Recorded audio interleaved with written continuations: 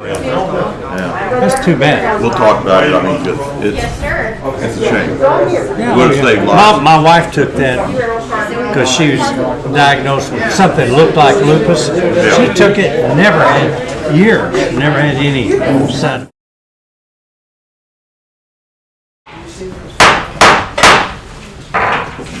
Good afternoon. It is Tuesday, February the 23rd, 2021, a little past 1:30 in the afternoon, and the Kerr County Commissioners Court is in emergency session. Called this meeting after I declared a state of disaster yesterday, and wanted to have the opportunity to get reports on kind of where we are with this thing, because it's a mess. So the first thing we ask, is there anyone that wants to address the court that's not on the agenda, or about something that's not on the agenda? Okay, good. So let's go to the first item on the agenda is to consider discuss the power failure report from Bob Loft of the Central Texas Electric Co-op. We really appreciate you coming over to talk to us. Thank you, sir. Commissioners, Judge, guests, I guess. My name is Bob Loft, and I am the General Manager at Central Texas Electric Co-op. This has been a long, tough struggle. We started, and I don't want to go through the whole ordeal of how the weather got to where it was. We started with 2 inches of rain, an inch of ice, then some snow, and then some zero weather, and we had ERCOT. I'm not planning to speak to the rolling blackouts today. That was completely out of our control. I was asked to bring an update today, beginning, I have to get my days right, beginning, I guess, the Friday after the storm. We started losing, a lot of people lost power that Thursday evening. That Friday we were still in full blast restoration mode with my employees. We began to know that we were going to be without power for some days. And so we started working on a rebuild program is what I'll call it. So we have restoration, trying to get the power on that can be got on without, major damage to the lines. And then to follow would be the rebuild. We worked that, started Bob, making... let me ask you, why don't you explain KPUB relation to Central Texas Electric Co-op? Okay. Because most people don't know that. If you want, all right, okay, we serve into Kerr County, and we butt up to probably roughly half or maybe a little bit more of KPUB service territory. Bandera, I believe, is on the other side, or most of the other side. So we've had a long, good standing relationship with KPUB. They've been brothers with us. I can go back 15 years when the LCRA allowed us to buy partial power outside of the LCRA in Central Texas and KPUB and I believe the city of Georgetown. We were known as the Three Amigos. We did things different, we did them together. And that worked very well. Like I said, we've had a long, good standing relationship. When we were able to call for help and get help, obviously all of the other utilities in the state were having issues. They weren't sending people until they knew that they were safe. Same thing I would have done. Mike called me early in the process. Bob, if you need some help, we're here. They started working almost immediately because when those temperatures got down and all that ice was on the road into Fredericksburg, which is where our headquarters are, you couldn't get in or out going any direction. So for me to get crews was impossible. I had a call from someone, they offered me a helicopter, and I said, unless it can dig a hole, it's not going to do me any good. Okay? People couldn't get here, my calls, and they started picking up stuff that they could get to with the crews that they had available because they were still working some of their own issues. So again, I can't tell you, I don't have a better friend in the municipal industry than KPUB. That's the biggest compliment I can give you. Mr. Loft, let me just explain, because the people can't see. The man standing behind you is Mike Whittler, and he's the general manager for KPUB, right? That is correct. And so we've got both of you here today to help us with this. And I asked Mike to come because sometimes when you're talking to several people who really don't understand how we do things, it's nice to have someone in a room that's nodding their head and saying that makes sense, or maybe adding on to something that maybe I failed to say. The good thing about my committee from a tag team perspective is I'm a financial person, okay? I'm not an engineer. I didn't design any of these lines. And Mike didn't either, but Mike is an engineer, so he can probably help me a lot on the engineering type questions that may come up. Okay? So anyway, we were in the midst of this and starting to plan our rebuild stage. Based on the information at the time, and I've got 150 people, 25 crews on the ground that started, well, we started getting crews, I think we were at 10 on Sunday, today we're at 25. So we started getting people in as we could.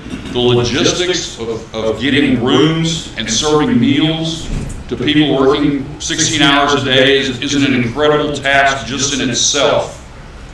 We were prepared, we've got that done, and I think we're not wasting any time.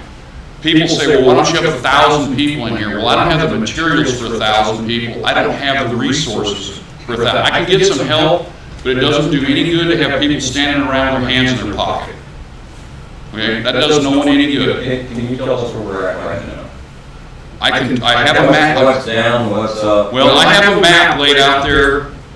Can you tell the people watching at home, the people in this room? Well, how many lines you have down? How many poles? I can't tell you. I can't tell you how many lines, and I can't tell you for sure how many poles. Our estimation is that we have about 1,000 three-phase poles down, which we call a main feeder, and we have probably at least that many single-phase poles down. In what geographical area?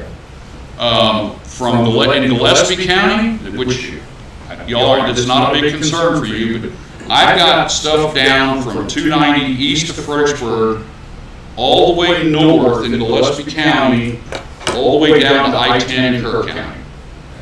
Kendall County did not take a major hit. Mason and Llano County, which we also serve, had almost no trouble other than transmission and substation issues. So I've heard, we all hear things. I've heard, well, all their poles are old and rotten. That's why they all fell over. If that's the case, that would have happened in Llano and Mason too. That's not a fact. We just built a three-phase a tie line just out of town here. We finished it last year. There's 20 brand new, 1 year old, not brand new, 1 year old poles that are snapped off the ground. Bob, where does Central Texas Electric Well, provide power let me in finish. Kerr Let me County? finish. Hold on. I'm just trying to get to Kerr County. I'm trying to get to the point here. And here's the deal. Is that from the weight of the ice? And they fall over and you got power lines on the ground. I want us to get a picture. That had as much to do with it as anything else. In addition to that, there are lines where trees are grown over the lines, maybe outside of a right of way, and they fall onto the pole or onto the wire. And when there's that much weight on those wires, if you get one pole down, it's almost a miracle that there's not a domino effect. And that's the good news, is that didn't happen. It happened in some places. The most I've heard is 30 in a row. I drove out south of I-10 the other day, and the first 5 miles there was nothing down. And we got to the next one, and there's a pole down, and then for the next 10, it's either cross arms or poles broke off. So that everybody understands, if I have cords plugged in from here to City Hall, and one of them's unplugged, I don't have power. So that's what you're talking about. So everybody understands, it's not necessarily because ERCOT that people didn't have power in some areas. In some areas it is. In other areas it's because we have down poles and we have down wires. Right. And that's what you're working on. And that's what takes time in the restoration. And that's why I'm calling it a rebuild, because if we had multiple places where we only had one pole down, that's restoration. A rebuild is when you're rebuilding significant portions. Where do you provide power in Kerr County? I provide power in Kerr County, West Kerr County, East Kerr County, East Kerr County. It's Western Gillespie County, a lot of Mountain Home, Mountain Home. no, not Divide, Mountain Home, And Ingram Park, I mean, and Ingram is a kind of an interesting place. But all those are West Cook half County. acre, we do it, and everything north. You said east, but that's west. It's, K-Pub service area is long and narrow through the county. It's probably about 40 miles long and about 5 miles north to south on average. And our service area generally follows the Guadalupe River. Okay. So SeaTech is north of us everywhere. I see. Thanks, Mike. And on the Gotcha. west end, they go around on the western side. Okay, thanks, Mike. That's Are the fine. materials available to get this stuff done? Turner? Or is the manpower available? the manpower is there. We decided that our target when we started developing our plan was to start with 25 crews. We're going to reassess tonight or tomorrow, and if we can take 5 more and keep them busy and working, yes, and materials is a part of that. Currently, we've got materials to work, and it appears that we've got a good pipeline set up. Our statewide association is also a distributor of electric products, and so that's a big deal for us. So I feel confident that we've got the materials. I feel confident that the manpower.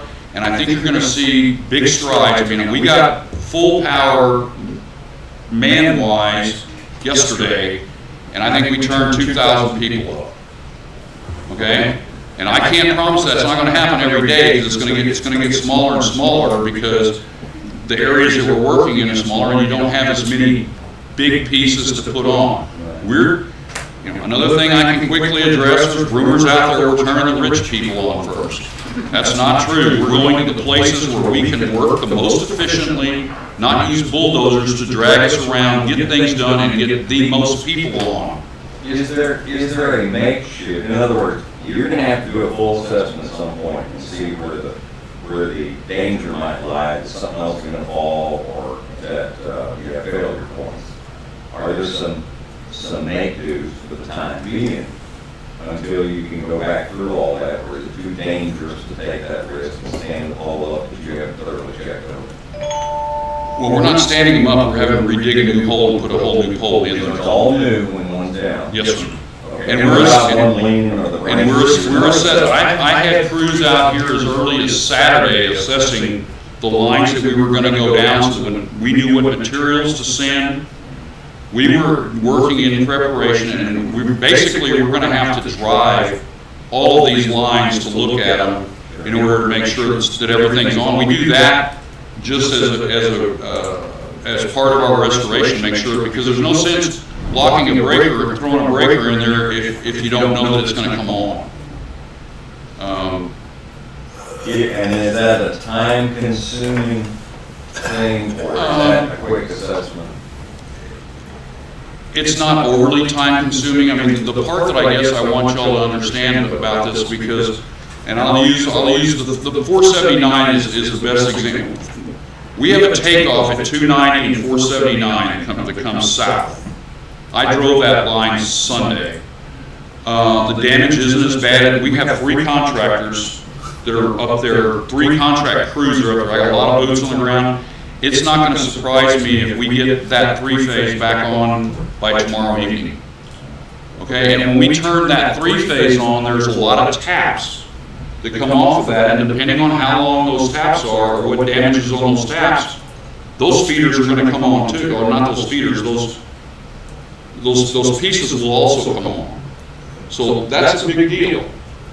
So and it's going to be sporadic, because depending on which phase you're on, you may, and this is going to come for us, is my neighbor's got power, but I don't. Okay, and that's coming.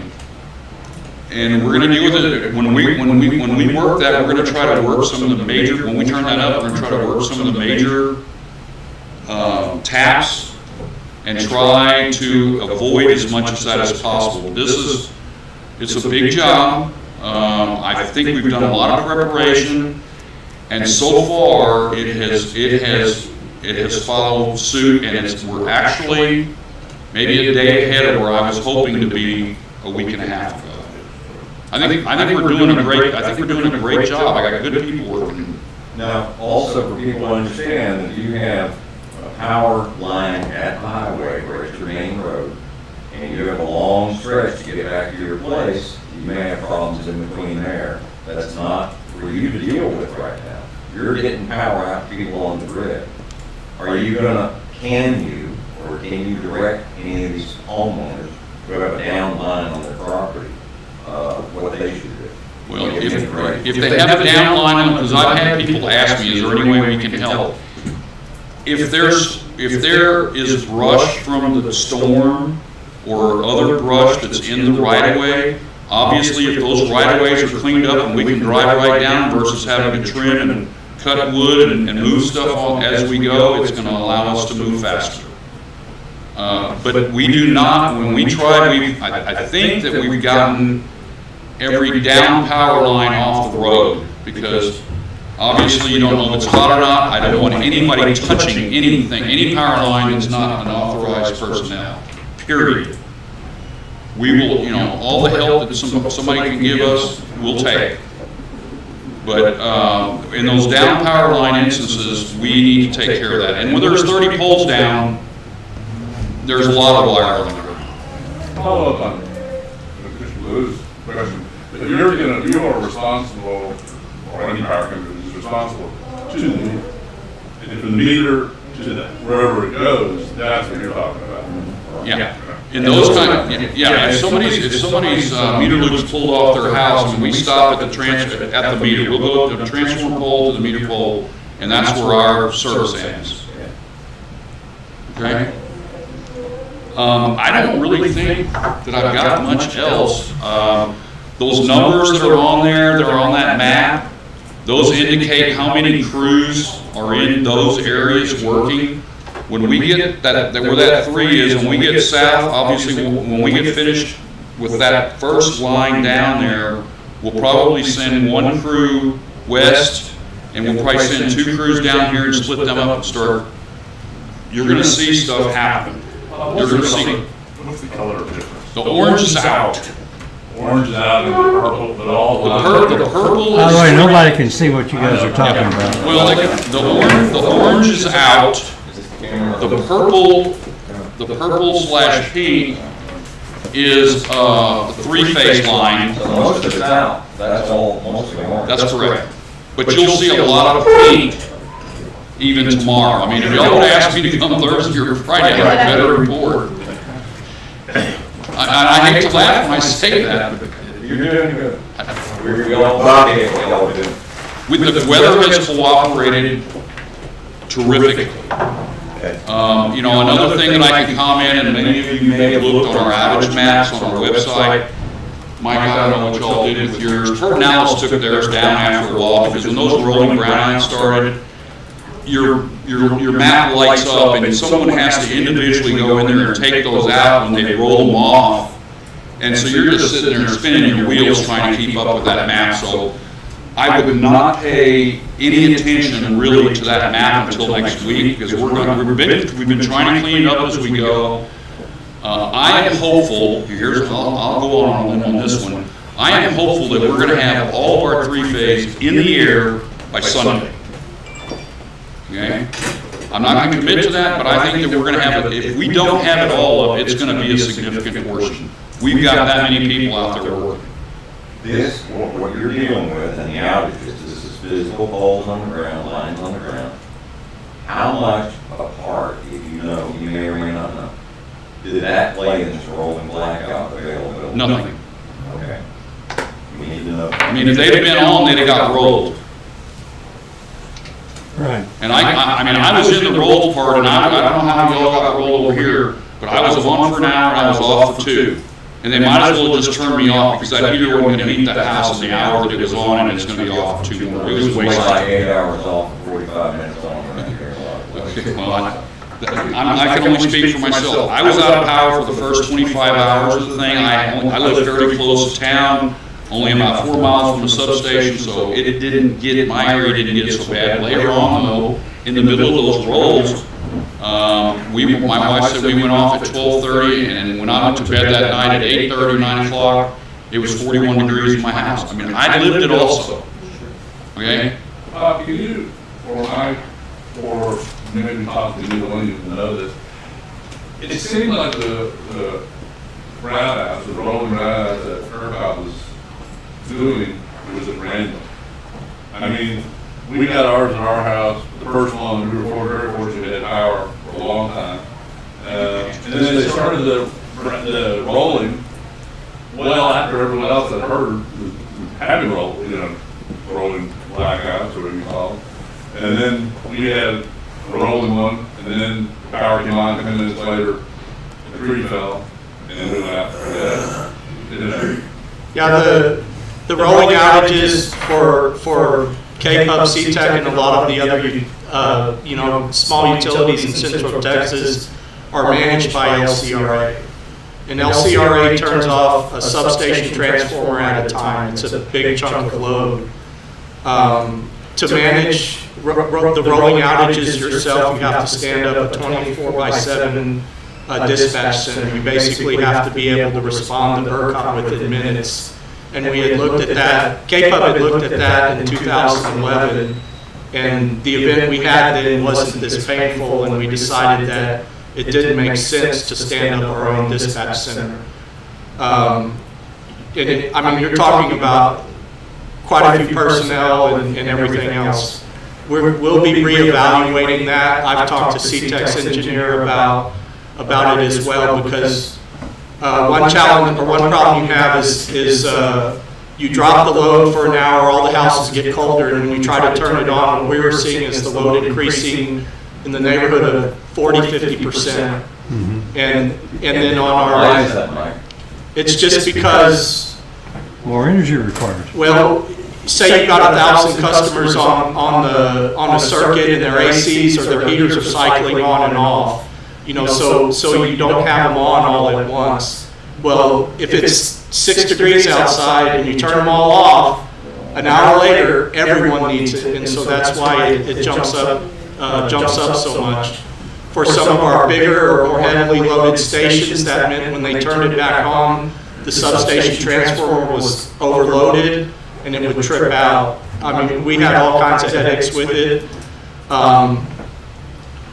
So when people hear that something would have burned up, you can't put that kind of overload. If you have a switch that goes off just like your breaker at your house, if you force that on, you can create failure or fire or a hazard. Yeah, you're talking about overloading a $500,000 piece. It's really more like $1 million these days, $1 million piece of equipment, and we can't. I mean, That you can't get next day. right, with a 6-month lead time or an 8-month lead time even for an emergency. When people know this stuff, they're more understanding.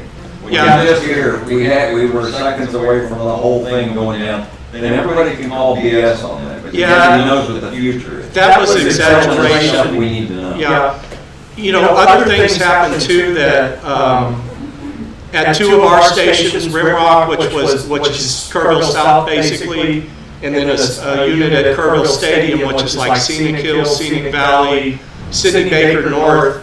When they interrupted those LCRA's equipment at Rimrock, they lost communications and they weren't able to turn the station back on. And so K-Pub dispatched. Computer relay or what was it? It's telecommunications, and I don't know if it's LCRA's fiber or leased line. So we had the dispatcher crew out there to our personnel to re-energize. So that outage, instead of 2, it turns into 3 or something like that. And that was in the middle of the night. It got my house, and so I knew when it happened, and so we had problems like that. And I'll tell you, operationally on the K-Pub side, Monday through Wednesday, we saw more problems at the substation level than we normally see in a year.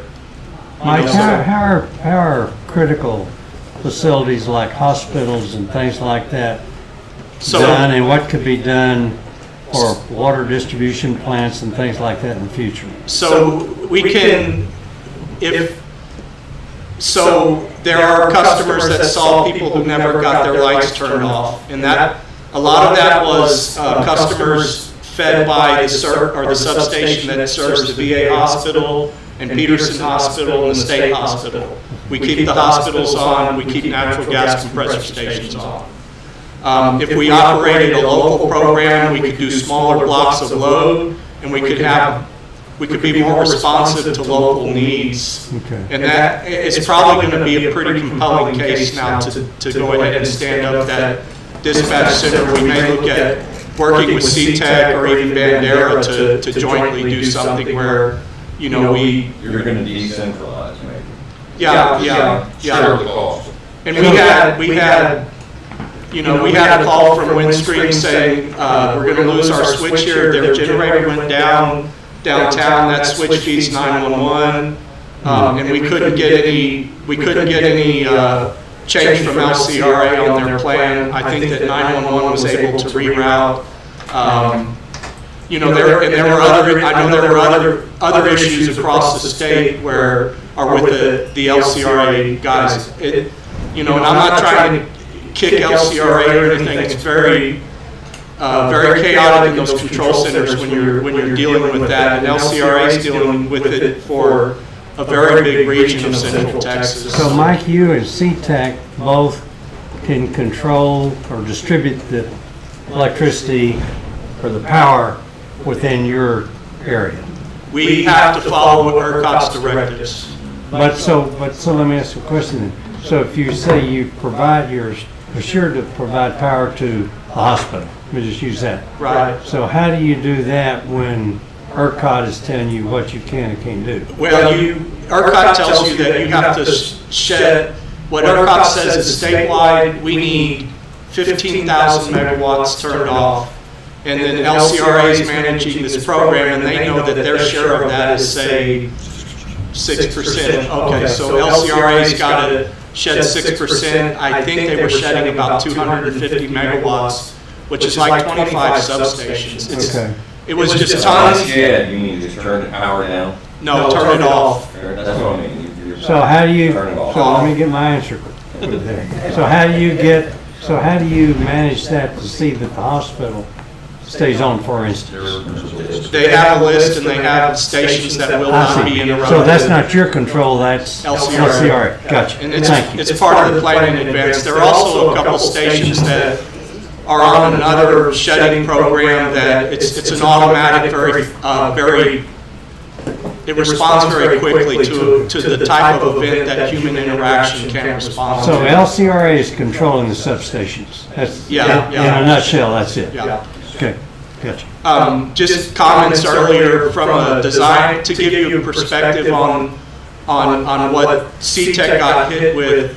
The National Electric Safety Code sets the design standards for utility lines, and they have 3 zones across the country for wind and ice loading. And it's light down on, believe it or not, light down on the coast, and then medium. And the medium lines we're right on the border of medium, and then heavy starts at about the northern Texas and then up through the northeast. That's it. Light zone, which technically Kerrville is in, is you don't design for ice. The medium zone, which Fredericksburg is probably in and northern Gillespie County is in, you only design for a 1/4 inch of ice. They had 1 inch of ice. Wow. And then the heavy zone, which is, Maine, is only a 1/2 inch of ice. So, An inch of ice would not be anything. right, an inch of ice anywhere across the country would have created massive outages. They were very responsive. We were coordinating with them Thursday and Friday as the storm came in, and we had crews working Saturday before the rolling outages started. Saturday they were working over by 479. Yesterday the crew was back over there repairing damage that they had repaired a week ago. Okay. So we put up cross arms that got torn down again by more ice. So brand new, literally brand new cross arms in that case. So I think that's all. I think that's all I had unless y'all have questions. Bob, I got a question for you.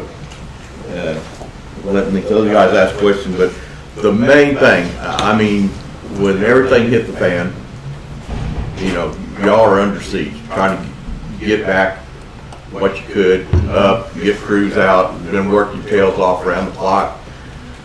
But 75% of my calls, emails, texts, everything I get from people is just the utter lack of communication.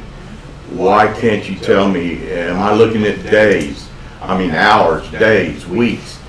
You know, man, if I know it's gonna be weeks, I don't like it, but man, I'll go to Houston and visit Junior for a week or something, or stuff like that. And and that's, the PR part of it has been a disaster. That's a great question. And this is the best answer I can give you. Where we were and where we are and where we will be until that 3 phase is in the air is kind of a global message. Once we get the 3 phase in the air, we will be able to scope down to areas and give better information. It's like today, I mean, me driving down 479, you get to the end of 479 down there, and if you asked me on Sunday, I'd have said, you're probably looking at a week. It might come on tomorrow. Because if you're on one of those spans, taps, then there's a chance it's going to come on. I got all my information people, all my phone answers together yesterday because they were telling people it could be 1 to 4 weeks. Well, the general public, they're here in 4 weeks and they're like freaking out. And I don't think it's good. My hope is that by the end of next week that we have this, and I'm going to try to cover under 1,000. We're currently at almost 6,000 homes. Homes, meters, yes, meters. Okay? We are blowing and going right now, and if the weather holds, we're going to make remarkable progress in the next week. Okay. And we will do. I mean, the thing is this morning I get a call from our national association, Touchstone Energy. Okay, this is 600 co-ops across the country, and the lady used to be an employee at Kerr. Her name's Ann Harvey. She said, "Bob, I just want to congratulate you on how great a job y'all are doing in your communication effort with your members." Okay? Now they're not down here with their power off. They're watching as compared to what we've done, to where other places in the country have done. We're doing great. I understand and I agree with you, and we're to the point now, and this is my opinion, that everybody wants to know about theirs. And I can't tell individuals about theirs. Yeah, I was just hoping That's maybe the y'all hard could. We're gonna be able to do that better very shortly. Okay. This is just an observation that we, like most people, so much of this is going to report online, report on your phone. Well, when you don't have power, you don't have, in the rural area, you don't have phone and you don't have online. That's what we're at. So, I mean, and if you can't get off your property very easily, there's a problem. And I don't know how you solve that, but I know it's a pretty big issue. You can't communicate. You're told to do it. You're told to, I'm a bad era. And they say, well, use your phone app. Well, right. I don't have. And that goes to what I was saying about once we can get focused down, we're going to have the ability to say, if you live on this feeder or you live in this area, we can send a message out to that app that said we have the 3 phase on and we'll be working the taps. So that's an update, okay? And those people are going to see, and when you see the trucks, then you know it's not that much longer. It may be another day, maybe 2 days, but we're getting there. Well, I would urge you to get stuff out as quick as possible. I've done radio interviews. I did one this morning. I did one with KRV, and I'm more than willing to do that. And as we get closer and know something that's relevant, I am absolutely willing to do that.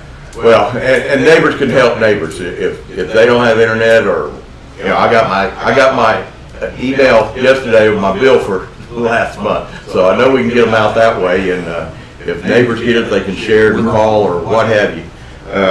I would like to find a spokesperson in some little areas where if I could call 20 people and know that they could help me get the word out.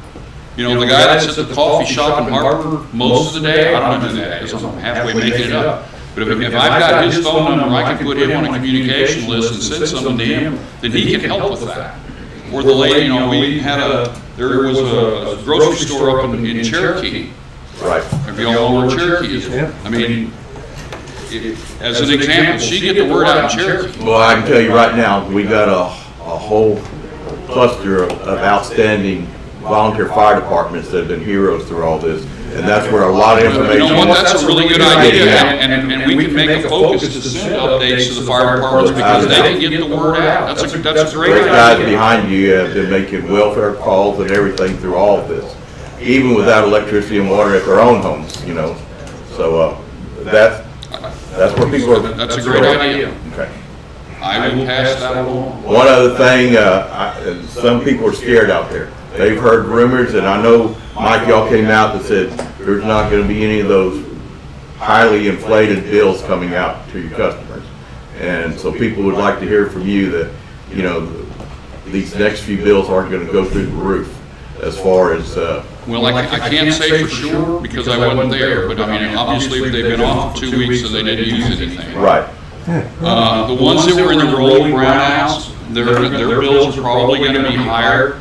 Before the PUC got on the air the other night and suggested that you not have penalties or that you work with members on deferred payment agreements, we decided that last Wednesday. Okay, we're here, we're gonna work with them, these are our neighbors, they're our friends. We're not here to be hard with anybody, we understand, we're gonna do what we can and to make it as amenable as we can. I've got to follow up on that question. I don't know. In areas of the state, you can pick and choose who you get your power from. Yes, sir. In our area, for being elected, you can't do that. You're in that club, you do it. I presume it's the same here. Yes, sir. My thought was that those high bills were coming because people were switching and choosing, and maybe one company decided They're gonna get the worst of it. Right. Those ones that can choose are gonna get the worst of it. Right. So what I'm saying is that I never noticed that my bill fluctuates a whole lot month to month. Does it fluctuate based on what you're buying your power on? It does, well, I mean, there's a power cost recovery factor in most utilities bills. We try to manage that, we try to make, not keep it from bouncing. And I think we do a pretty good job of that, and we're a little bit, what our term is over collected right now. In other words, we got a little bit in reserve so that we're not gonna have to raise it, we can use that reserve to offset it. It's less than $1 million, but it's close to $1 million, I'm not afraid to say how much it is. So we've got some protection for the customer, and, depending on how we come out of this, if we get FEMA to pay for a whole bunch of this, we may be able to do something additional. If we have to bear this whole thing, I don't think we're looking at a rate increase. I think that it's gonna affect our equity. 30, 40, $50 million is gonna hurt anybody's pocketbook. It will affect our equity, but I don't see I do not see an additional financial burden coming to my Central Texas members, no. Super. Does Central Texas get any power from this alternative stuff, the solar and the wind and stuff, how much? We're buying 10% of right now, we have our current contracts with CPS Energy in San Antonio, and it ends the end of this year, and then we go a different direction, but we're buying 10% renewables. And I can tell you that when we did that, Are you required to do that? I'm not required to, but it sure makes me look better. With who? With the people that think that we should use totally renewable Doesn't make you power. look any better than me. It's all frozen.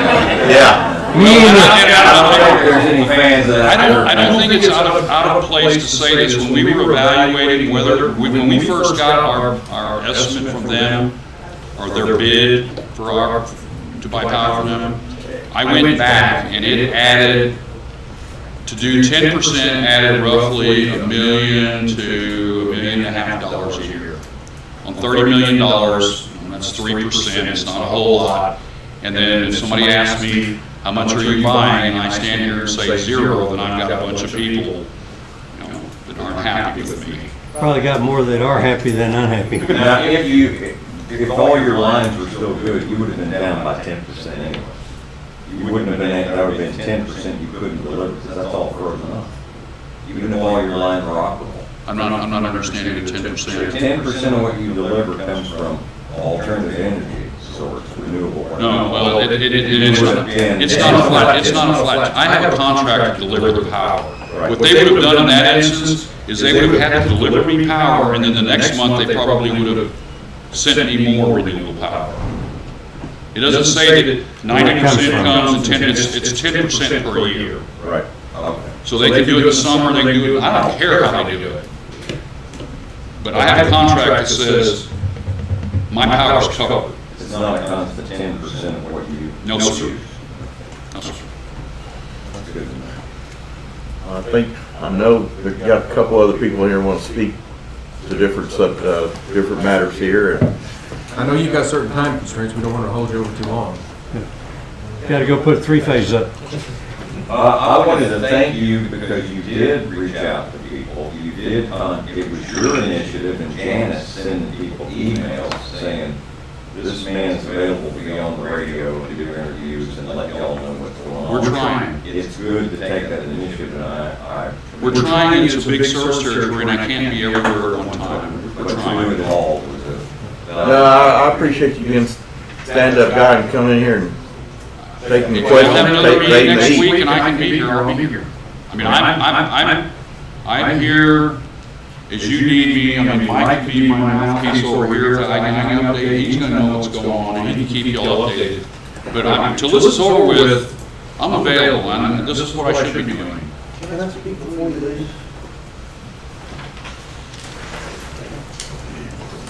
Rusty, come on. I've got Wayne Musgrove, Cheryl Cardwell, Rusty Kimball, Brian Alexander, and Charles Holt are the ones to speak.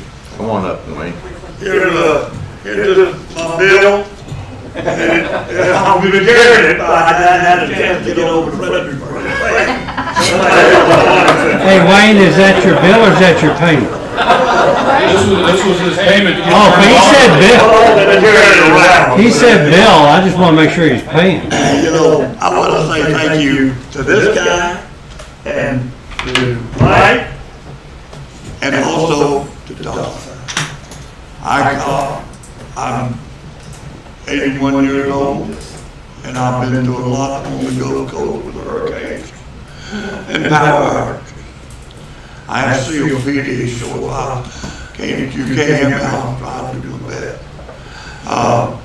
Anyway, these boys are doing a wonderful job. I'm gonna tell you that. I know everybody in this room, and these guys are doing a wonderful job. I called Don the first time my power went out. It's been out 11 days. I turned around. No more than I called him, but he must have called K-Pub, because here comes K-Pub with a truck, and 2 trucks, and the guy coming to my address. And I said, no, it's not here. It's a tap line, it's a fatal line. So I took him around and showed him all these trees that were hanging over. And the ice is bad on the line, but these trees, these big old trees that are growing over out of the right of way, and their branches are hanging over the lines. When they go, and the boy told me it was K-Pub wasn't even in that right, in their area. They were over in my area. And he said, a lot of these folks don't want to cut these trees. I said, well, don't want to live here. And it's something this commission, I think, needs to address. If a tree, regardless of where it is going to impact the public if it falls, then the county's got a right to cut it. Because I rely on. I'm looking at the county attorney. Sir, I know So look at the county. You said we have the right. I'm not sure we have the right, Wayne. We don't, but they do. Or Yeah. You know, Sorry, Heather. I rely on oxygen, and I have an oxygen generator in my house. And they're sensitive. It won't run on 58 cycles per second. It won't run on 57 cycles per second. It won't run on 63 cycles per second. It takes 60 cycles. But which is what this guy delivers. And I can't get oxygen. Well, I was down to half a bottle. And the VA came through for me, came from San Antonio. That's another thing. There's not a place in this town they can refill my oxygen. Not the fire department, not a hospital, not anybody that can refill a COPD patient oxygen bottle. You called me and I asked, can I come get it? Can I go get you some? Y'all said they go get me a bottle, but there ain't nobody can fit it. I think that's terrible. We ought to have our volunteer fire department that we got wonderful volunteers. Doug was in here walking along with Doug. There he is, right there, Doug. Code Red called us. A lot of folks don't understand, when you turn the switch on, you get a surge. And everybody turns the switch on, like Bob said, and it knocks it right out again. Now, Code Red was calling everybody, said, don't turn on all your power. Just turn on the power that you need. But they don't understand that. Y'all need to communicate with the folks out in the woods like us and let them know. Don't turn everything on, just turn on what you need. Because that puts a load on Bob's grid, knocks it right out again. No more he sets it up, rolls it out again. So, from that perspective, communication, Rob, is his word. Every time I call Central Texas, I got a recording. I never talked to a real person, I talked to a computer. And they tell me, well, we're going to have to power if we get here in Texas, we can take care of ourselves, but we got to have good information. Yes. I got a generator. I took my generator out to my neighbors that didn't have generators. We shared what I got well, but I can't get it up out of the ground without power. I put my generator on. I miscalculated the load, and I blew the generator out. I couldn't buy me a bigger generator. But the thing is, man, I cannot be critical of Central Texas Electric or K-Pub. K-Pub was there. Everyone in there did, their coverage area, but they were there for me. Now, you see these power poles, they got guy wires on them. That guy wire will only hold up so much weight. When one goes, that puts the weight on the next pole. Just like Bob said, the domino effect that takes place. Some people don't want guy wire on their property. Yes? By God, sometimes you just got to do it anyhow. And this commission, y'all all serve wonderfully well. And I have for one thing, one thing I want to say, I'll just leave you on the road when we get there. We'll be Tom never said anybody in his face that he didn't have backup for.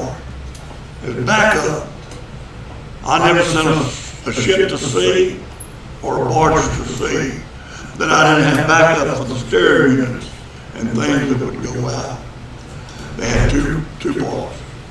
Only thing I can say to Bob is we need to figure for a worst case scenario, just like we do in business. And he needs to have a stockpile of things that normally go out when you have a crisis like that. Other than that, all I can say is thank you to all of you for stepping up, Larry, Lisa, Chris, all of them guys. They were always there for everybody in this county. And I, for one, as an old man, appreciate it. Thanks, Wayne. Thank you for allowing me to talk. Okay, next is Cheryl Cardwell. Hi. I'm neighbors with the Musgroves. They live in the subdivision that we live in. How many of you are members of Next Door app neighborhoods? I'm the admin for the neighborhood out there on 479, Broken Spur, Drill Hill, Deer Run. We've been hit pretty hard. And I just wanted to tell you all some of the things that we've been talking about on Next Door. They're all reeling from the effects of the storm, of course, just like everyone else. But we've had no power, no water, no cell service. Landlines have gone down because of the trees and the ice. Many of the people out there are scared, angry, and some of them are at their wits' end. I mean, mentally about to give up. A small part of us have a well. There are several families that are on our well. We do not have power. The people that are using that water are from toddlers to the elderly. My husband and I, on one of the very cold nights, I think we saw the transformer go. There was an explosion. It was like fireworks. And since then, our water flowed to us through gravity flow until the tanks ran out. Now they're empty. We can't refill them because of lack of power. We've been told that we need a bucket truck and possibly a transformer, and that's what we're waiting for. But that's all we know. We don't know when. We don't know how long we're going to have to wait. We can't shower, wash dishes, wash clothes. We're using drinking water to brush our teeth. We buy plasticware, paper plates, and bowls because it takes so much water to wash dishes. We have to boil water to wash pots and pans. We filled our bathtubs with water before the storm, right after the storm started, for flushing toilets. That's gone. We filled ice chests with ice and snow to flush toilets. That's almost gone. Some of the people have had power restored to their homes. We were only out 5 days. Some have been 12 days. Little by little, we're getting our power back. Maybe one house at a time, maybe more. But most of them still do not have their power out there. The worst thing has been the lack of information. I'm a point person you could talk to, and I can get the word out to everyone in that neighborhood who is on next door.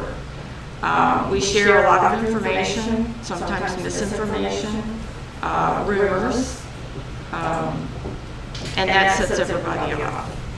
Just having information would make a huge difference. Now, we have been told part of Broken Spur will not be fixed because it's up to LCRA to do it. I don't know if that's, okay. That doesn't sound accurate. Okay, that's what we've been told, that you're waiting on LCRA to finish Broken Spur. So I'll let them know that that's not correct. I don't believe that's correct. Okay. I don't know how it would be.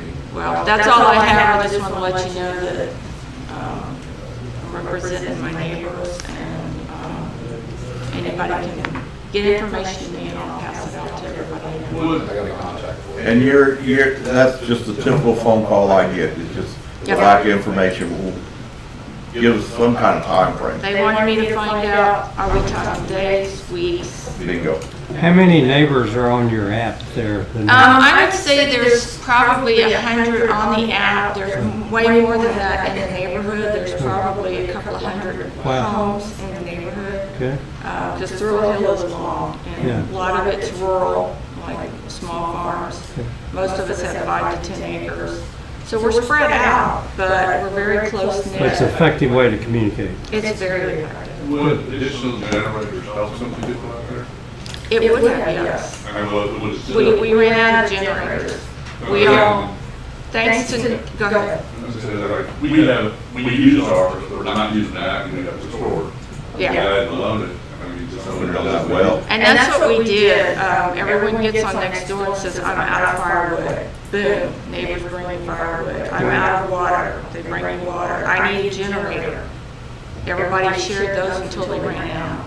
Neighbors helping neighbors. Yeah. I can get not have my information, you can get it, and we have one or two, and then Yeah, and if you need my name and phone number, Wayne, and I can give it to you. Okay. Thank you. Thank you very much for coming in. Next is Rusty Kimbrough. I'm Rusty Kimbrough. I'm from West Kerr, out of Mount Home. And I'm not happy. I'm not here to congratulate people. I'll start at the top. The governor of the state of Texas just yesterday, was on Fox News and said Texas has its power back. He's oblivious. Texas doesn't have its power back. And from what I've heard today, there are people here that don't understand this is a time to get. it's not something that is, you know, yeah, this is great, we're gonna get our local crews out there on, okay? And I am a 65-year-old veteran of hurricanes and tropical storms, and I've never waited more than 2 weeks to get my power back. I've got a ranch, I've got a lot of animals. The ones that depend on the good Lord for water, with solar wells, are getting their water. The ones that depend on your electricity are not getting anything, and that's idle truck to them. Okay? It's a time to vent. The way I understand it, the president agreed with the governor of the state back when he had the correct information that we have a national disaster declared. The way I understand that is we have resources. What I don't understand is why I-10 is not clogged in both directions. Power trucks, poles, crews coming to fix this. This is a time to vent. One thing I get across to people, I know it's a time to vent, you know, my personal inconvenience is one thing. But I'm in here right now because I can take care of myself. My animals can't. They depend on us animal husbands to get out there and take care of them. And we can't do it without power. What happens when hurricanes and tropical storms come is those trucks start lining up where they can, and then they rush in there immediately. And 1,000 poles down, 2,000 poles down, that's nothing compared to half a million on the coast of Texas. You know, and they get that within two weeks usually. All of my residences down there that I have lived in over 65 years got their power back within 2 weeks. So it's not something to congratulate each other over. You know, whenever we're sitting and you're telling me that it might be another week, there were rumors out there that it might be April. Okay, I assume that that's not true. If that's true, then why are we asking for the resources of the rest of this nation? Every contiguous state in the nation has, the last time I checked, there hadn't been a hurricane in February. Those crews and those trucks are sitting over there in those other states. And they're waiting on a phone call. You've got the power of a national disaster declaration, and you've got a cell phone. You can call, and the way I understand it, unless I'm wrong, you know, somebody from this county ought to be telling the governor of the state of Texas he made a fool of himself yesterday. And I don't think anybody did.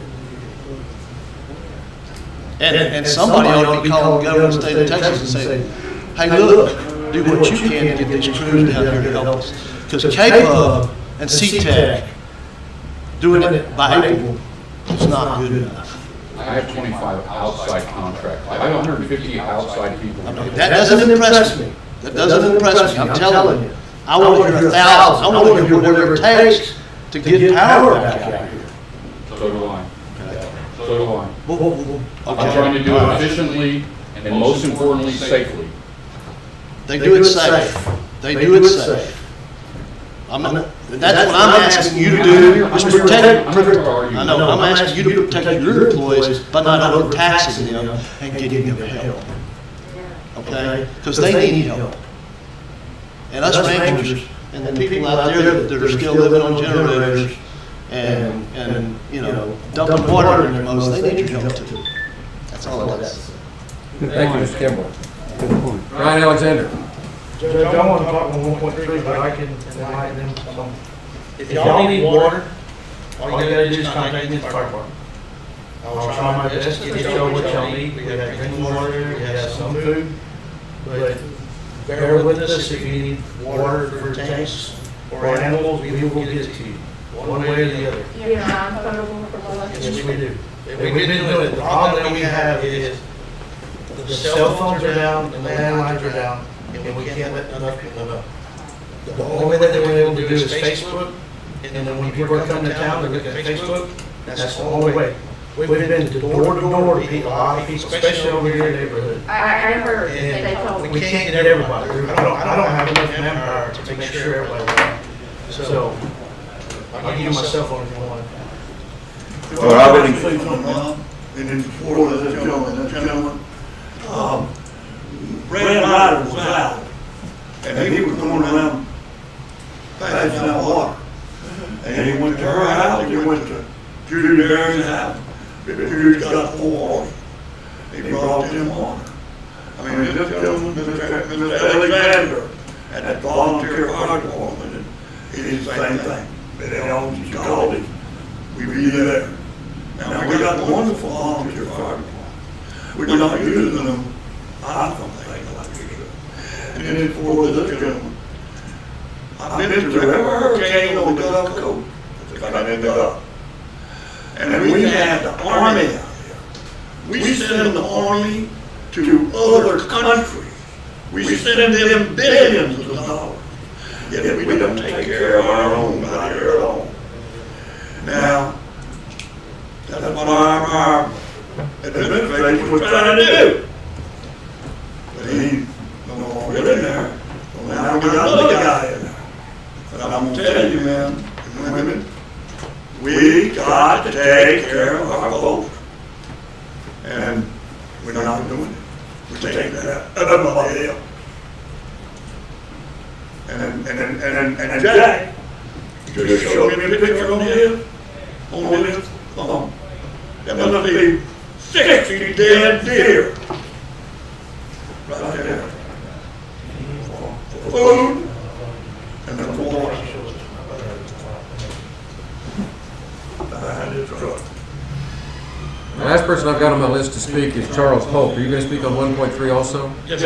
Okay, we'll come back to y'all then on that. Is there anything else on item 1.1? Let me share some information with you on this. For those of you that have not seen Lieutenant Governor Dan Patrick's presentation he made at Second Baptist Church in Houston on Sunday, go to his website and watch it. It's very, very informative. We don't have service out there in the woods. Well, I'm talking to the public so that people are able to look at it. He was very enlightening to talk about what our problems are with regard to electrical capacity. He gave us some numbers that the capacity in Texas, ERCOT, was 73,000 megawatts. And when the storm hit Sunday night, he says that they immediately hit 69,000 megawatts of usage. And that's when ERCOT called in to start the rolling blackouts. And they had them cut it back to 50,000. So 1/3 of our power capacity that we had was unused in order to protect the grid. Because if the grid goes down, they didn't think they could get it back up. It was just refreshing to hear a politician explain to us exactly what they did and why. The other thing that he talked about that I think is very important for us to take in this time of disaster is our power plants were not sufficiently winterized. And it's the way it's been for the last 10 years, he said, and it's done good for the last 10 years, but it failed us this time. And they had we get a report every year from ERCOT on whether or not they have sufficiently winterized our power plants. And they have a fresh, new report that came out just a month or so ago that we were supposed to be adequately winterized for these plants, and we were not. And so what the Lieutenant Governor is saying is that he's going to make it a legislative priority to address the capacity issues and to address the winterization issues in this legislative session. And the other thing that he shared in that presentation is that with regard to these adjustable rates and what it's going to do to our bills, that he and the governor are already working on a solution to try to help utility users and payers not get hit too hard with these bills. And he's made this a legislative priority for this legislative session that we're presently in. So I was happy to see a statewide politician step forward and accept the responsibility that we're going to get out of this thing. And so, as bad as it is, we are in a state of disaster. As bad as it is, we're going to get out of this thing. And we're going to do it from the state on down. Before you go to the next one, I don't know what I want to comment on, just take a second here, 1.3, but I talked with, I know I've got a lot of calls, people that are served by Aqua Texas about their water situation. And I talked to the gentleman before the meeting, and as of now, he started earlier today, they sent out notices, all of Aqua Texas water systems are now drinkable except 3 in Kerr County, and that's Saddlewood, Velvet Heights, and Horseshoe Oak. And those 3, they're waiting on the water quality test to come back, and they should be back online tomorrow for those 3. But everything else from Aqua Texas is up and running in the county. Pass it on. I've had several emails today about that. There's been a lack of communication there as well. People not getting the word out to people. What they were facing as far as length of time without. You know, a lot of people, Windmill Ridge was in that group. Just wondering. Let's move on with the agenda. I'm going to skip over 1.2 because that's an action that we can take once we've heard all the people that have come to talk, share with us. So let's go on to 1.3. Consider discuss emergency assistance for Kerr County residents who have been impacted by the winter weather event. And this is Doug Thomas. Afternoon, Judge. Afternoon, Commissioners. I want to talk a little bit about the FEMA assistance that's available to the public and to the county themselves. So on February 12th, Governor Abbott issued a disaster declaration for the entire state of Texas ahead of the weather event, and he requested both public assistance and individual assistance for all 254 counties. FEMA, once the declaration was approved, decided that there were only going to be 77 counties originally that were given both public assistance and individual assistance. Kerr County was only one. One of the several that did not get included in individual assistance. So yesterday, there's been several recovery phone conference calls, and the easiest way for Kerr County to be included in the individual assistance is for folks to access what we call it's a TART. It's a website for FEMA. It's basically a survey that will allow the state and the federal government to see that we do have individual homes damaged here in Kerr County.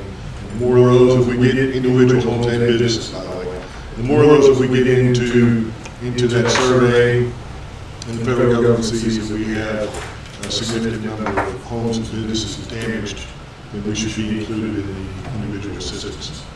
So what I've done is we put that website out on our Kerr County Facebook page yesterday. It's also on the website.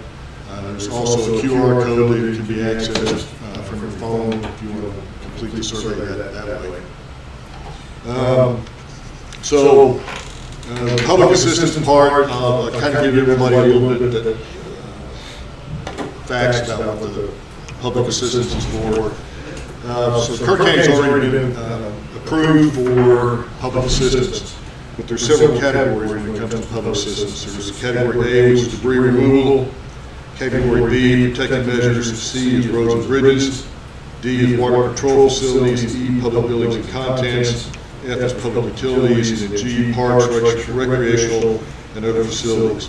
So currently, under the public assistance declaration that we're under, so far it's only for emergency protective measures, which is category B. So that basically involves reimbursement for the cost to run congregate shelters. Some emergency damage repairs can be included in that. Overtime for individuals like the sheriff's department folks that work overtime, work on highways and stuff like that. So we're working on those right now. We're trying to make up to our county threshold, which increased as of last year, and is now $187,583. So once we get into over that $187,000, which I'm pretty sure we're going to match, we're going to make it pretty easy. We should be able to get assistance for all the other categories: debris removal, roads and bridges, water control facilities, and all those other categories. So on the individual side, individual assistance, Just some of the things that individuals can be reimbursed for. Homeowners and renters in officially designated counties who sustain damage to their homes, vehicles, personal property, businesses, or inventory may apply for disaster assistance. This assistance can include grants to help pay for temporary housing, emergency home repairs, uninsured and underinsured personal property losses, medical, dental, and funeral expenses caused by the disaster, along with some other serious disaster-related expenses. That disaster assistance is not taxable income and will not affect their eligibility for Social Security, Medicaid, or Medicare. So, what I'm asking everybody to do now is if you had some type of damage to your home or your business, whether it was a water line that broke, you had to pull out sheetrock, your carpet's all wet, please take pictures of those, document it any way you can, and go online and fill out that survey. And that will get, I'm pretty sure Kerr County will get bumped up into the individual assistance. They started out with 77 counties, 31 more were added yesterday, so the more of those surveys we get in, and I can monitor that every day on my VDC to see what's been submitted. Could you, would you keep us updated on that as it goes? And again, Doug, that's on the county webpage, it's posted, Facebook page for the county. I know I put it on mine last night, I think, and all the forms are accessed on either of those sources. Yeah, I've got it right here. It's https://arcg.is/u is in Union, O is in Ocean, R is in Robert, O is in Ocean, and B is in Boy. You go to that website and you fill out the survey. It's going to ask you several questions. Most of it's drop-down boxes. You fill in what type of damage you had. You need to put in a dollar estimate, just your best guesstimate on your dollar damages, whether or not you've had some contractor come out and look at it. Doesn't matter, just whatever you think that dollar estimate is. If you've got pictures, you can upload those pictures in there so that somebody's actually seeing the documentation. My concern at this point is we have a large population in Kerr County that does not have access to the internet. They don't have cell phones.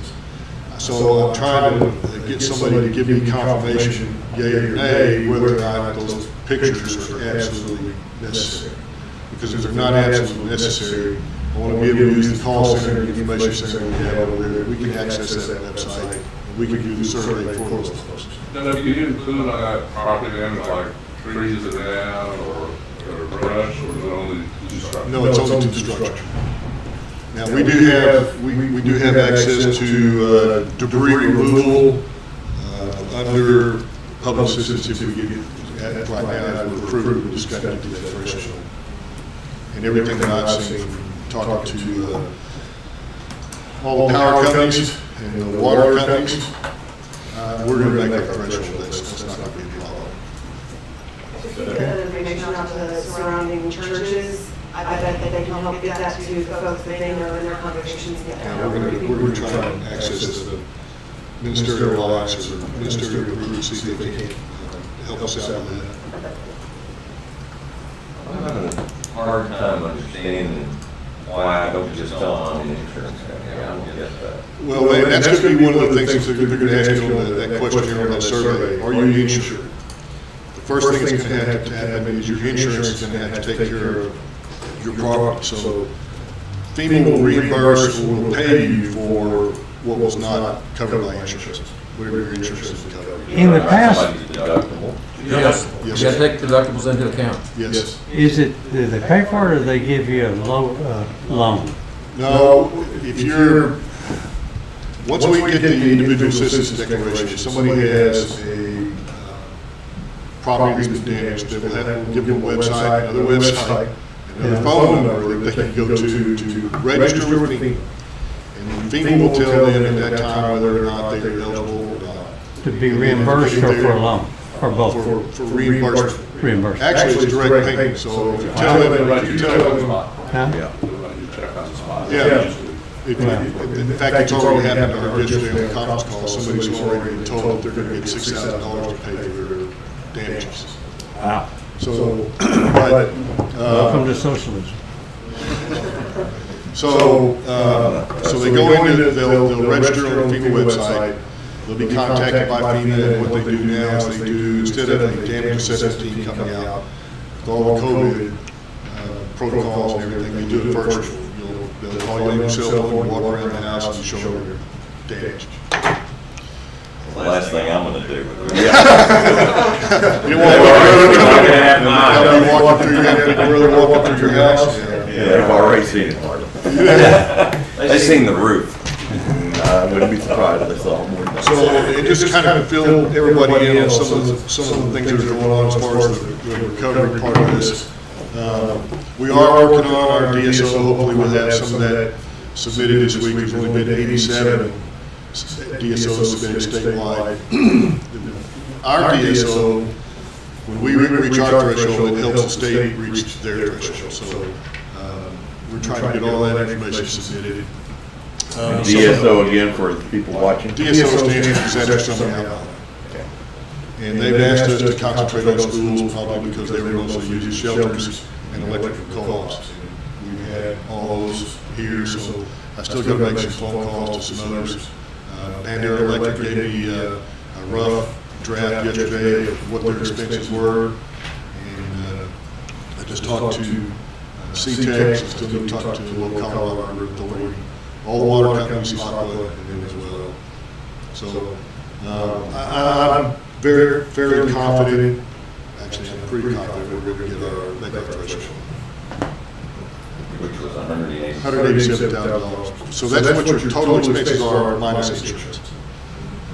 But one of our electric companies is already throwing us over the threshold. Was there an indication of why this number of 254 counties got reduced to 77? No, that's just that's a FEMA thing. I don't have any clue what FEMA did. The only thing I can surmise is number one, it's either a largely populated area or they've got past history of needing individual assistance. Well, my impression was that they knocked it down. It's that the disaster order that the governor declared is for all 254 counties. Yes, sir. And what they're doing is starting up slowly. So they started with 77, they added 31 yesterday. I don't know what they've added today. But I know counties all over the state are turning in their disaster declarations to get on board. Yes, sir. So some of the other things we were doing, a couple of weeks ago, I talked about an order for a star request, order 20 pallets of water. The state is also sending out 254 trucks, one to each. Well, they're sending trucks to each county with food and water. I received 38 pallets at MREs today. I have 21,880 meals for out of that, and I should already have a load of water every day. So we're trying to distribute that to volunteer fire departments and use those as pods, especially out in the remote areas of the county where folks will have to come here as far to get it. We've got it at the youth event center right now, and we're already starting to do that up. And I had some additional supplies coming from the Red Cross, cleanup kits, and some more heating meals or MREs. The San Antonio Food Bank set up at the Methodist encampment this week. Did you coordinate any of that with them? We actually used First Methodist Church as a shelter. A lot of the food that comes from a lot on the hill or Mustard Seed Ministries does come from the food bank. Yes, sir. Anything else for Doug? We have some people that want to talk on this subject. I know we have Brian.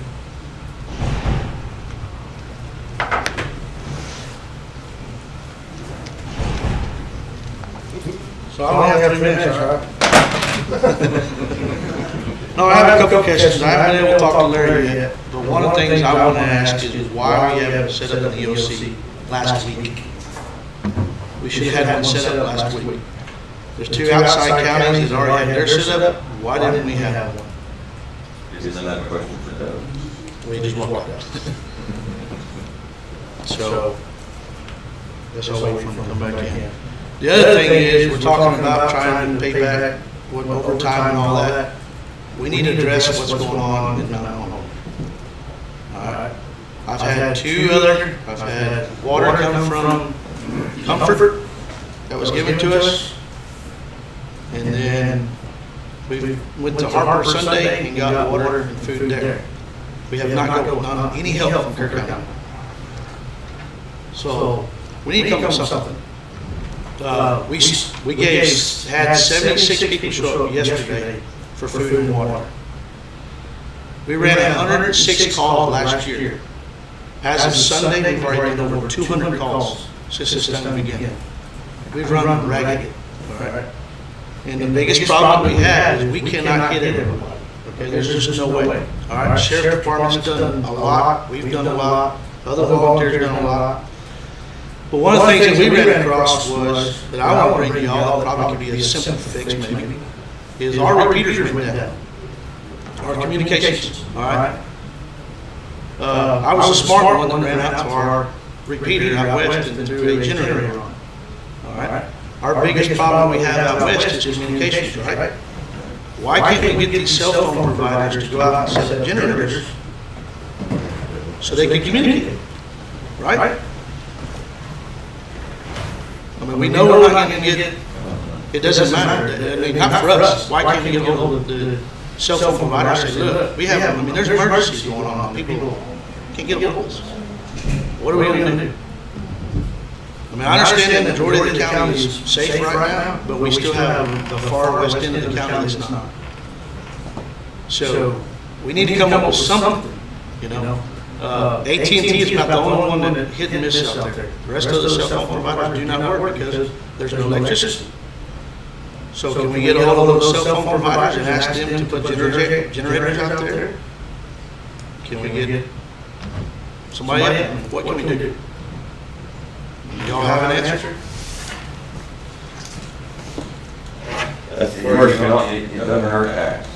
I'm telling you, for 13 days I've been without electricity and my mind has been going ticking, and that's the first thing I thought of last night when we put generators in cell phone towers to make it work. Because one, everybody's running ragged trying to check on people because they don't have any way to communicate. Landlines are down, cell phones are down. You know. It's going to be an issue of money, of course. Well, if we're going to get Probably we'll have to raise it ourselves. Let me ask you a question about, you said Kerr County provided nothing. Who did you contact or ask? the first time I've talked to anybody is Saturday. And Don was the one that called me, and we talked a little bit, and then Did you let anybody know you needed food and water? we didn't, until it snowed, we didn't know what we needed. Okay? You gotta let, did you contact certain people? Doug just did the other day. So you need to remember, but you know what? We have an emergency coordinator. That's the job. Okay? Whenever I'm running that many calls, taking care of people, there's a lot of stuff that gets behind. So we have an emergency coordinator that doesn't do that, right?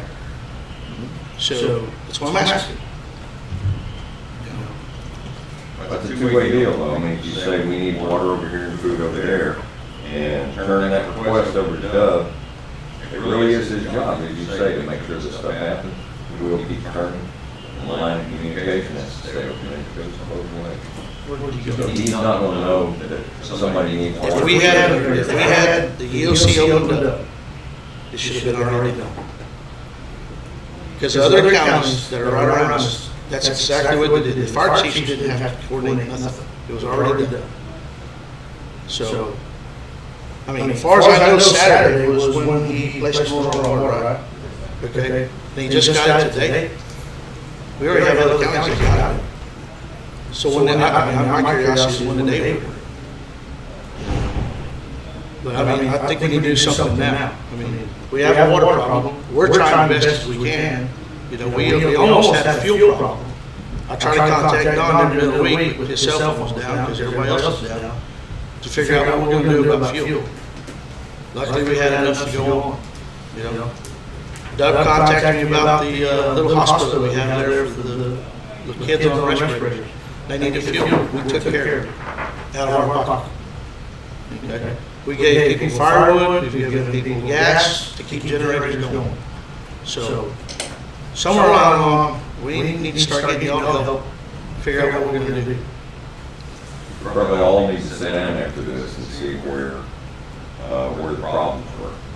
I agree. What didn't get done, what worked well, emphasize the stuff and reinforce the stuff Well, that worked well. what I've been trying to tell everybody is, we need to do that. Right now, we gotta get things fixed. There's too many people right here without electricity and water. These guys, these volunteers, many of them without electricity or water at their house, and they're out there making welfare calls and stuff. And like I said, they're our heroes. We need to get things fixed, then we can start saying, yeah, we could have done a better job here and there, and get down to the nitty gritty. Right now, we need to get these guys whatever they need. Well, a lot of it's availability. I went looking for water for a family out in West Kerr County today. You can find it. I noticed that they have meals and water that just came. That just came today. And the ag farm, we just figured to get it out. You're, not our department, you know, probably, Yeah, but it's not just to let the professionals do it. Each one of us, everybody that knows somebody Sure. can help, and that's what I'm talking about. And sharing the burden. So kind of what I started doing when all this stuff was going on, like, this, I'm gonna throw Thrill Hill in the mix. I ended up finally getting with one person and said, look, why don't you take care of that road? Okay? So it made it easier on me. Sure. Okay? That person made contact. When we made that chili for everybody one day, I took it to that person and said, here, you distribute it out to that neighborhood, which helped out a lot. Like I said, our biggest problem is there's no way to contact anybody. You know, the most aggravating part is the people that have just left. We're doing welfare checks and they just left. We're beating on the doors, trying to figure out where they're at. There's cars there, but they had somebody with a pickup truck come and get them. It's very It's aggravating. hoping they're alive. Yes, you know, and I mean, there's people that, and Sheriff can agree with this, there's people that we don't even know, you know? And so, like I said, that's where I thought about if there's any way that we can get generators somehow, some way, or maybe some cell phone towers, then people can call and say, I'm okay, I'm all right, you know? His dispatch has probably got millions of calls that come in at the middle of the night where we're having to go check up on people, and it's like, why didn't you call me today? You know, they're doing it late at night. A lot of us out there in the community have got fuel and water. My well is in the river. I get 36 gallons a minute. And I'm fortunate to get it. I got 400 gallons of diesel. It's red diesel, but it's in my plate. I got a tank, another 400 gallon tank, and I got set up gasoline. But I never bought any gasoline with it.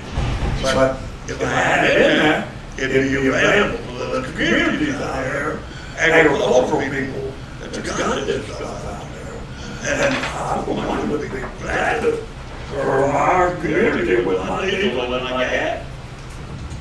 But we need some spot, some central spot that we can report in, like I got on Mountain and since I had a stop on. And then I'm calculating about 68,000 gallons of water in when it's full. If you need water out here, they got some trucks, something out. We'll go to the firehouse, somewhere out there in our area. In this central place. I kind of tried to use phrases, but I don't think anybody in Mountain Home, just especially the ones I'm talking, they're not asking for freebies, okay? If we had a fuel truck out there, I mean, look at, if y'all had to go get fuel last week, how hard it was. And for them to waste their fuel to come all the way to town and be bummed out you can't get fuel, that would have helped out. I mean, I'm pretty sure that there's many people that would pay to have fuel propane. I mean, propane was another issue that we had, you know. And I agree with Don, I think later on when you sit down and come up with some better things, but now's the issue. But the biggest issue is how do we contact them? I can guarantee you, we can probably get the sheriff's department, every VFD involved, and we will not cover it in 1 week out there.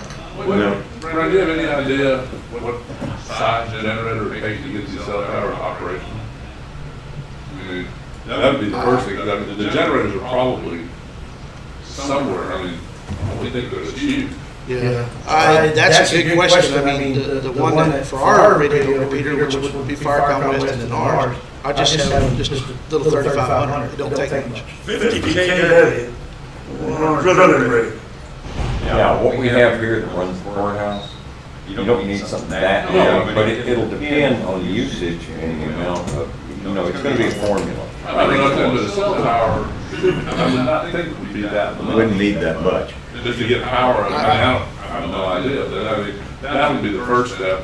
Because communication, I agree, communication to this whole thing has been the biggest problem. Yeah, I mean, it is, it's very hard. I mean, it's like, you can't call landlines and, everybody, some people just don't understand. Why can't you just drive? I mean, you'd be amazed at how many people couldn't get out. Right. And we didn't want them to come, believe me. I mean, the first 2 nights, our first 2 snow days, ice days, we ran over 40 calls on the interstate. I mean, we don't want them to come out.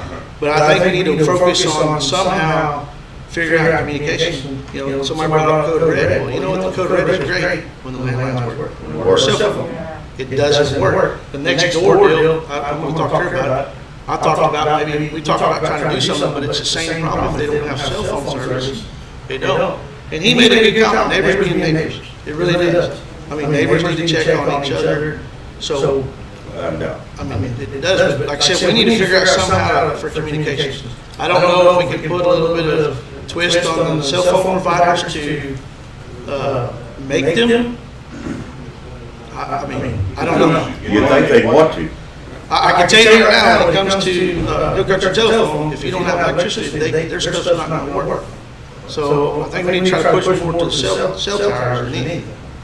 So, because I can tell you, there's a lot of us, if it wasn't for our reader towers, there was no communication.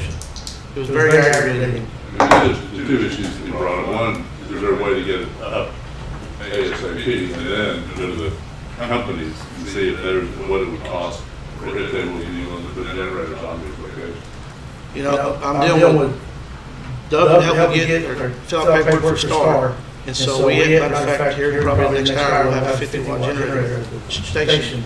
I know it's pretty hard right now, but maybe try to get more from them. I don't know if they'll do it or not.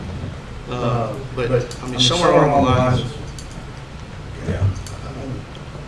I took I think a 6250 out to divide yesterday, and there was another one, Dub, at the disaster people where you told me to get that generator. Yeah.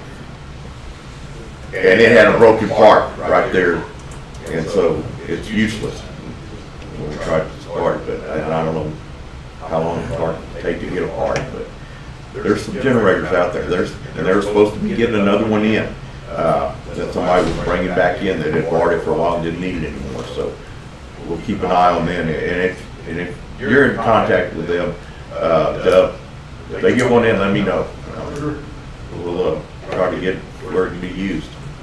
So Doug, my first question was to do EOC. Why couldn't we have done one early on? Like last week? So they maybe get things more coordinated. Well, we had an open soft, but I mean, we couldn't even get into this, so everybody was working remotely. Come up to the microphone. So it was mostly about getting shelters open at the time. But I will say that communication in any disaster, whether it's a large disaster or small disaster, is always an issue. And particularly in this one, West Central Wireless was down. AT&T, as far as my first net, which is for first responders, police, worked great. So I think that's something that I talked to the sheriff just about that a little bit. That's probably something that you can take a look at. I never had an issue with AT&T first. I did, but that's just me using. Don't leave, we gotta have free. Guys. I'm right here. Do they power visits? And I never knew you tried last. It didn't show up that you tried. Cell phones went down for a lot of people. Okay. I mean, I don't know. I don't know what we can do about that for future, and that's something we need to sit down and talk about. Yeah, exactly. And while people are watching this, and that's what I want to stress as much as anything, share this information, because just a little bit of information just makes somebody's day that's been isolated, that may not have internet, may not have cell phone service. If you can check on that person or even call them, even if they have cell phone service but don't have internet or something, share what you learned today from C-Tech and K-Pub and everybody else. That means a bunch to them. Not knowing has been a big element in this whole deal for people, and worked on them. I mean, that's 75% of my calls are that. They can deal with it without being without stuff, but not knowing, or somebody saying it's going to be 2 weeks, it's going to be 2 days, or whatever. That means a bunch. And then the rumors start. Sometime in April or something like that. And then it just spreads, or you're going to get a $2,000 electric bill. Those rumors were out there and stuff like that. Well, all people got to do, I'm serious, I told newspaper people yesterday, go to I-1041 and drive down 41, go no more than 4 miles, and you'll see the damage just like that. Bingo. I mean, kudos to Central Texas. I mean, they are trying their best. I'm in the same boat as everybody else. I have had electricity for 13 days. No water, no nothing. All right? So I'm in the same boat as them. I'm doing the same thing. But when you go out and you look at it and see how much damage it is, it makes sense. It's not an overnight deal. It's just not. Yeah. So, but Judge, on back what I was saying, will somebody maybe check with phone companies? Maybe an answer to somebody doing it to see if we get cell phone providers, maybe twisting them and see if they put generators out, or can somebody do that? Or? I'll do that. Okay. I know majority out there is Verizon and 5-Star West Central.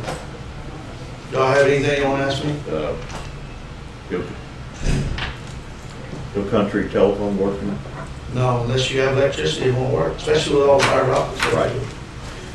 If people in the community want to help, how do they reach you to They can call offer? my cell phone. You wanna So, Go ahead and tell us. 830-377-3624. Repeat it one more time. 830-377-3624. And believe me, my phone's already blew up. If I got a penny for every call. I know. I was there yesterday. It looked like y'all had a good amount of bottled water yet, and you still had some of the buckets of 5-gallon buckets from the breweries. Yeah, I almost forgot. Kerrville Fire Department came up the first day after the snow, and they brought us 100 and something buckets of water. That helped out real right then and there. That helped out. So, And I don't know how long this is going to drag out. And I talked to you about that, the big deal. I'll buy some, but if we the problem have a group, is refrigeration. I mean, they have to go straight on the pit and start. well, majority of us all are prepared. We all have Yeah. a lot of meat, but if you generator goes down, Yeah. I mean, there's a lot to play in all this. You bet. Like me personally, I've already used over $700 of fuel to running generator. Yeah, I mean, a lot of money.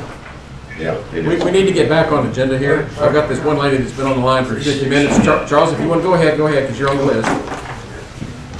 I just want to reiterate on some of the stuff like the EOC and everything. That's been really important in our area. I mean, we were kind of left out in the dark, even with requesting things. At West Coast Wireless, my phone was down. All the stuff we tried to do was over the radio through the sheriff's office. There was a lot of places in our area that, you couldn't get through that ice chains. We were running patients to ambulances, picking them up. We ran about 100 calls in 6 days. We've given out 275 cases of drinking water. We've put out about 24,000 gallons of non-potable water to people, 6 cords of firewood. We've manned our station for 7 or 8 days. Some of the stuff that I've come every day is the first tell everybody my cell phone number, which is 830-377-2420. It's 830-377-2420. If you need anything from us, call us or call the fire station on Facebook, like it. But there's a lot of people that are not able to get things, and we're doing the best that we can. We're pretty resourceful as volunteer firemen and everything, trying to get what we can to help each other. So, but like I said, with that, we just try to do the best we can. If you don't know, this is Charles Holt with Centerpoint. Yes, I'm the fire chief over there. And the biggest rumor that people are thanking us, they're like, man, I bet you got some good overtime this week. They were surprised to know that we were putting in 18-hour days with no pay. No pay. So, You didn't get a pay cut. Right. So that's the next the good thing I came news. here to do is, through all this hardship of COVID and everything, everybody's trying to do what they can. Donate to your volunteer fire departments. We need it. There's a lot of stuff that we need to do. So, also, I came here today, also, we're having our ESD meeting March the 6th at the cafeteria Center Point at 6 p.m. So, whoever can make it, please attend that meeting. The school cafeteria. Yes, sir. Okay. What's the date again? It's March the 6th at 6 p.m. And I would also like to thank a few people while I'm here, if you don't mind. Mini Mart, they allowed us to fill up our trucks before they opened.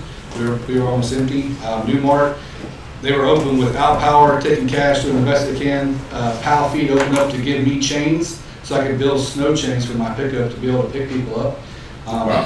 Harry Holt with Integrity Waste Services, he donated a lot of food, a lot of water, a lot of time helping these people and doing things for us. So if I got anybody, I'm sorry, but there was a lot of people that helped throughout this. Kendall County, huge help. I got almost 4 pallets of water from them. I took some out to Mountain Home for them folks out there.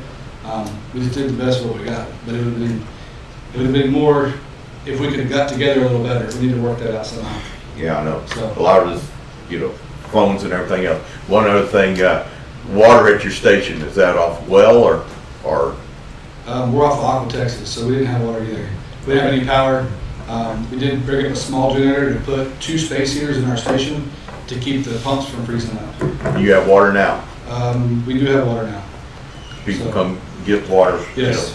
We have bottled water, we have non-bottled water, we can deliver it, Good. whatever they need. Well. We just got MREs today, my assistant chief went and picked them up, so we'll have those available this evening.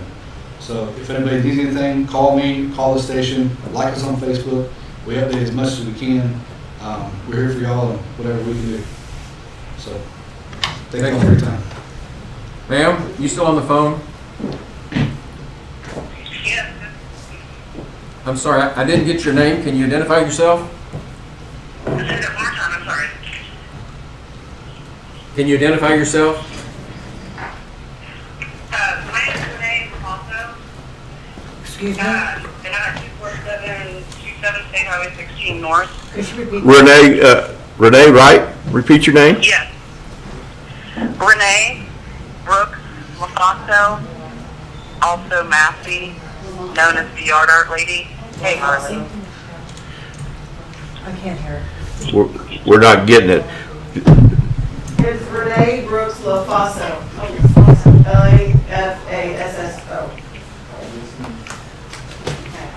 Yes, can you hear me? Yes, go ahead. Okay, Renee Brooks Lafaso. You may speak.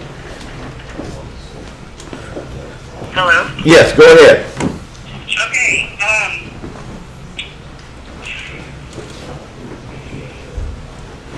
I don't even know where to begin.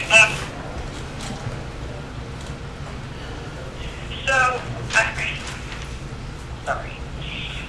I have a couple of quick questions. Why did the county wait so long? I'm not repeating some of the questions I've just been asked you, but why did the county wait so long to officially make the disaster declaration? The governor declared a disaster on February 12th. The city made theirs on February 15th, and the county waited until February 22nd. Well, after the storm had passed. Excuse me, I'm having a hard time. We're still doing the whole thing. Why did the commissioners cancel yesterday's meeting? Cancel yesterday's meeting, and yet, I just don't understand. It was canceled on the 17th, but you could call an emergency meeting. Every single day and minute that passes, we are struggling out here, big time. And the communication is, that's kind of a joke. Listen, Harley, I look to you because you're my commissioner, and I went to look at your website to get some sort of information once I actually could get online. And all I found were a couple of things talking about wind, solar energy, and China, and things that do not pertain to the emergency situation that we are dealing with right now.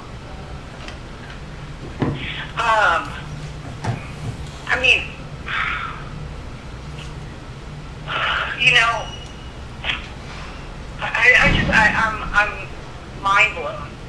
You know, without a disaster declaration, certain activities are certainly hampered with respect to emergency. You know, like, could Doug Thomas have gotten on board with being able to do certain things last week if the declaration had been passed last week by the judge? Like, we are looking at you all for answers. And obviously, it's like, I'm just seeing this finger pointing game everywhere. And instead of someone, you know, taking action, you know, the governor was in San Antonio on Sunday with FEMA and a whole entire statewide crew. Why wasn't one of our county commissioners or the judge calling over there or even driving there Sunday to say, yo, we need help? You know? I mean, come on, y'all. Like, we have to look up to some people because we're just trying to survive right now. And it is very difficult. So we do look to you all. Hell, we pay you all, so we certainly look to you all to not just, you know, look around, but to take action from the very beginning. Not take action a week later. I mean, I have faith in every single one of you that you can get out there, start making phone calls, do something. I mean, cross state lines. Louisiana's right around the corner. That's where I'm from. We're very familiar with emergency situations with hurricanes. I imagine a lot of states are willing to help. Help.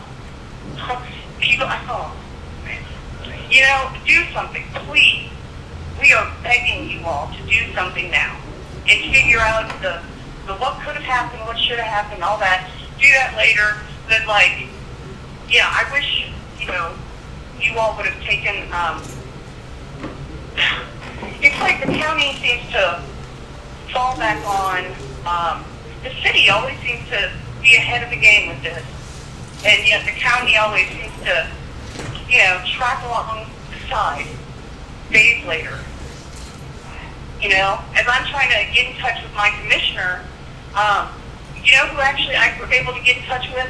A Kerr County councilwoman who actually called my utility company in Bandera because we couldn't. So she was actually able to report our outage, which hadn't even been reported.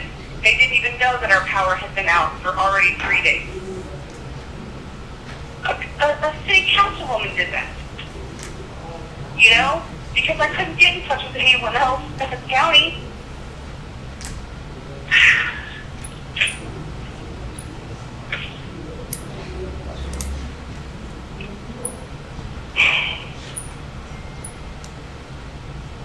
Yeah, I mean, okay. That's really all I got. Okay. You got the, thank you. Is anyone else?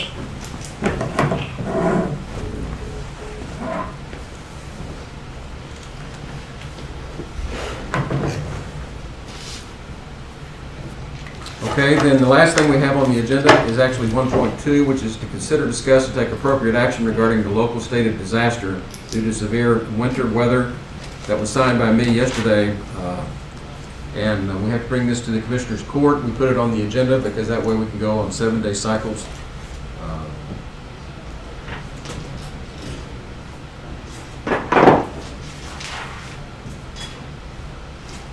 I think you just have to ratify it within 7 days. Right. So that it can continue until y'all. And if we ratify it, then it continues automatically unless we terminate it. That's right. Yes, sir. That's correct. So that's what we're trying to do. Sorry, I couldn't see your face. So I'll make a motion that we go ahead and ratify the disaster order that will remain in effect until we terminate it. We'll review it every week, just like we did back when we were under the state of emergency with the COVID. Is there a second? Second. Okay. I made the motion, seconded by Commissioner Ballou. Any discussion? Those in favor, raise your hand. There's 3 of us here. Passes 3-0. Is there anything else before the court at this time? I just want to state for everybody in Precinct 1 that my number is clearly on the Facebook page and the website and every place else. And it is 830-329-8810. It's always been available, so. Okay, there being nothing further before the court, we are adjourned.